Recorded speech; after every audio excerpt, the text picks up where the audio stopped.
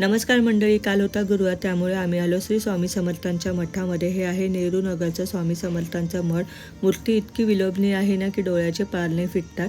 त्यानंतर मात्र आम्ही घरी आलो. घरी आल्यानंतर बाहेर मुसळधार पाऊस पडत होता, म्हणून आम्ही मस्त डाळ खिचडीचा बेत केला. गरमागरम डाळ खिचडीवरती असा तडका दिल्याने तर त्याची चव अजूनच छान लागते. कुकर थंड झालेलं आहे आणि पाहू शकता डाळ खिचडीमध्ये जास्त पाणी झालं नाही किंवा ती जास्त ड्रायसुद्धा झाली नाही. ही एवढी कन्सिस्टन्सी डाळ खिचडीची बरोबर असते. ह्या डाळ खिचडीवरती असा हा तडका दिला ना तर त्याचा जो चर्रकन आवाज आहे ना तो मला मात्र खूप आवडतो. त्यानंतर एका साईडला मी शिराळ्याचा ठेचा केला आहे. शिराळ्याचा ठेचा आणि डाळ खिचडी कशी बनवायची याचा मी व्हिडिओ ऑलरेडी अपलोड केला आहे, नक्की पहा. त्यानंतर मस्त प्लेटिंग केली. तिथे एका साईडला ठेचा ठेवला, त्यानंतर शेजवान चटणी ठेवली, पापड ठेवला आणि आपला मेन हिरो म्हणजे डाळ खिचडी ठेवली. माझी मैत्रीण रश्मी आहे, तिच्या सासूबाईंनी ही लोणचं दिलं होतं मिरचीचं, ते सुद्धा घेतलं. नक्की ट्राय करा.